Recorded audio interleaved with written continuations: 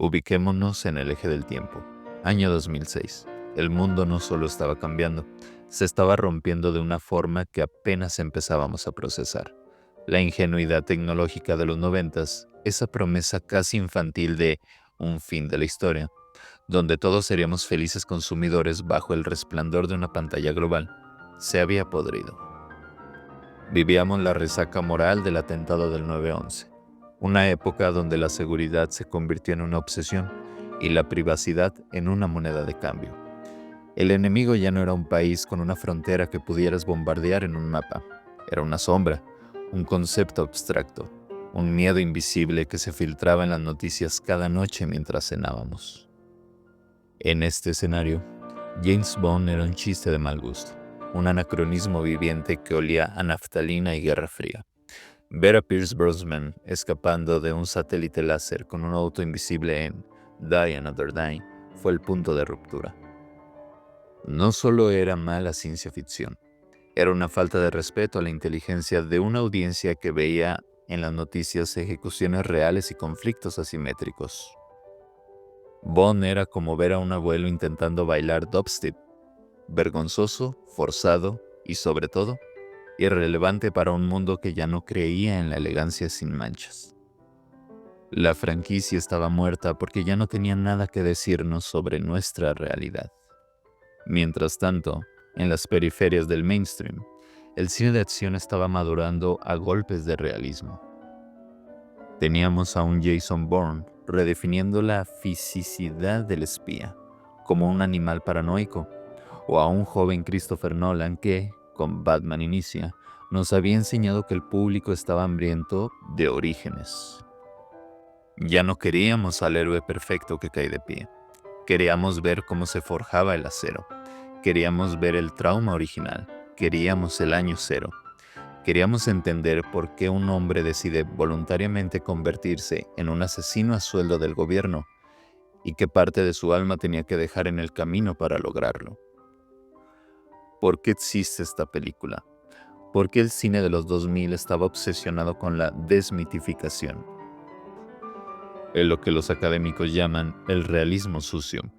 Queríamos héroes que sangraran porque nosotros, como sociedad, nos sentíamos heridos por la incertidumbre del siglo XXI. Así que, en un movimiento rebelde y casi suicida, los productores decidieron quemar el manual de los últimos 40 años y volver a la fuente original de Ian Fleming.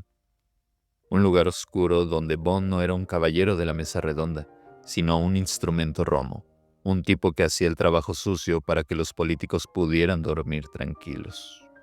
La primera decisión de Casino Royale es una ejecución estética magistral, el blanco y el negro. Pero no se equivoquen, esto no es un filtro nostálgico para evocar tiempos mejores. Es una declaración de principios. En un mundo saturado de efectos digitales y colores chillones, el monocromo nos devuelve a lo esencial, la luz y la sombra.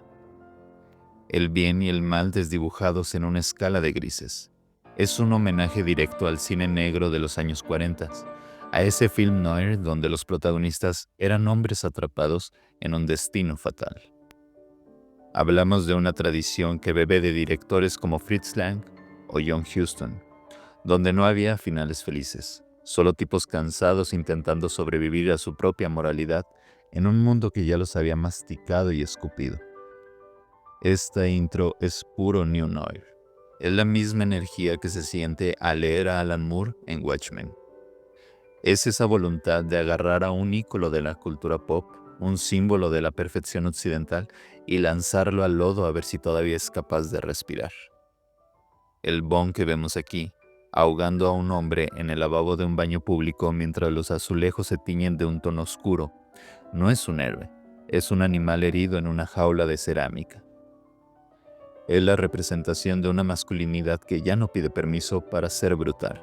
Al quitarle el color, nos quitaron la red de seguridad. Nos dijeron, olvida lo que querés saber, acomódate, porque esto va a doler. Hablamos de técnica, pero hagámoslo con la profundidad que el arte cinematográfico exige. La fotografía de Phil Hughes en esta película es una tesis sobre la psicología visual. Hughes huye de la iluminación plana y cómoda de los blockbusters de verano. Aquí, el espacio respira, pero es un aire frío, metálico, casi quirúrgico. Si analizan los encuadres, Bond casi siempre está rodeado de líneas que lo encierran. Marcos de puertas, ventanas, reflejos en cristales que parecen jaulas invisibles. Es un hombre que, incluso en libertad, está preso de su deber. Es imposible no ver aquí la influencia de Edward Hooper, el pintor del aislamiento americano por excelencia.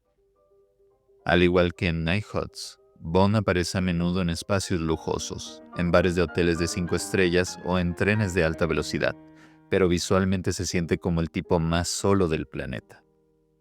La cámara lo aísla.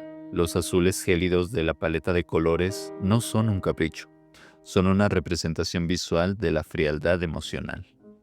Es un hombre que se ha convencido a sí mismo de que es un objeto, una herramienta del MI6, y la fotografía se encarga de recordárnoslo en cada plano. Y luego está la cámara. Martin Campbell toma la decisión valiente de usar la cámara en mano de forma tan agresiva, pero no lo hace para marear al espectador como en otras cintas de la época. Lo hace para convertir la cámara en un testigo presencial. En la ya mítica persecución de parkour en Madagascar, la cámara vibra, tropieza, suda y sufre junto a Daniel Craig. Es un lenguaje visual que prioriza la textura y el esfuerzo físico sobre la claridad estética. En el mismo realismo visceral que Michael Mann perfeccionó en Heat, la acción aquí no es una coreografía de ballet elegante donde nadie se despeina. Es un caos controlado donde el protagonista puede morir simplemente porque se le acabó el aliento o porque calculó mal un salto. Es cine que se siente en los huesos. Estamos ahora en el corazón de la bestia, la arquitectura del guión.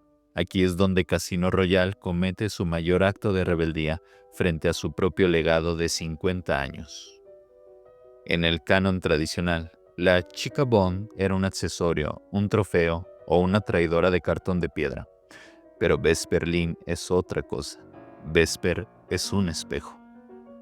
Es el único personaje en décadas que tiene el software necesario para hackear la armadura emocional de 007.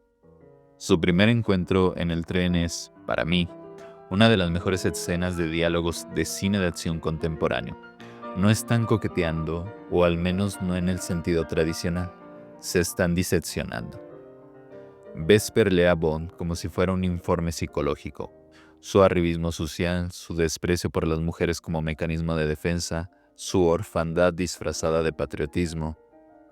Ella lo deja al desnudo antes de que él siquiera pueda intentar seducirla. Narrativamente, esto eleva la película al terreno de la tragedia clásica, donde el destino del héroe está sellado desde el momento en que permite que alguien lo vea de verdad. Bond se enamora, pero no por un flechazo superficial, sino por la necesidad existencial de ser comprometido.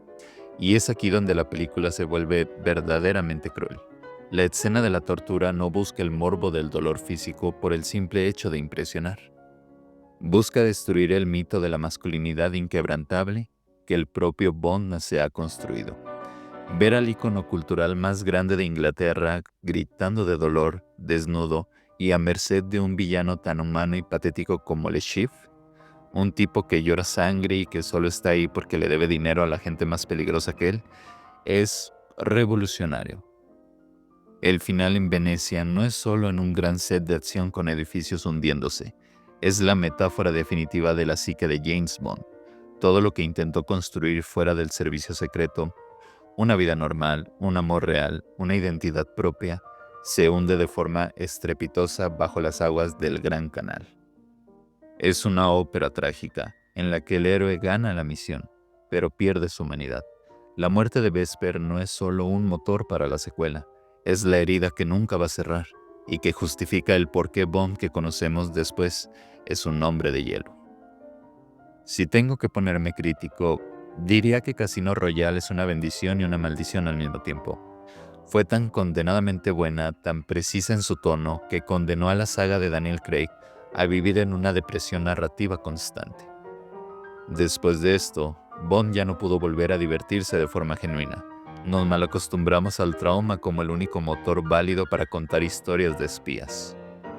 Sin embargo, Viéndola hoy, casi 20 años después, la película sigue sintiéndose fresca, porque es honesta. Entendió que el siglo XXI ya no es un lugar para héroes de plástico. En un mundo cínico, solo creemos en los héroes que pueden sangrar con nosotros. Es el testamento de que incluso las marcas más comerciales del planeta pueden permitirse un poco de alma y rebeldía, siempre y cuando tengan el valor de dejar que su protagonista sea derrotado emocionalmente. Es una película que nos dice que ser un héroe no es un privilegio de clase, sino una carga que te va quitando trozos del alma hasta que no queda más que el nombre y el número. Al final, James Bond no nace en una oficina climatizada de Londres con un contrato y licencia para matar. Nace cuando cierra los ojos de la mujer que amaba en un edificio ruido de Italia, rodeado de agua y escombros. Casino Royale es cine de culto disfrazado de entretenimiento de masas. Es una obra carismática que no tuvo miedo de ser fea, brutal y vulnerable cuando el guión lo exigió. Si has llegado hasta aquí, espero que la próxima vez que veas una película de acción, busques las sombras, analices los silencios y no te quedes solo con las explosiones. Hay mucha más verdad en una gota de sudor en la frente de Daniel Craig que en 1000 disparos de CGI. Soy Adamastor Morgan, y esto ha sido una disección de la fragilidad del acero. Suscríbete si quieres más análisis que muerdan y que no se conformen con la superficie. Nos vemos en la próxima, en algún lugar entre la luz y la sombra.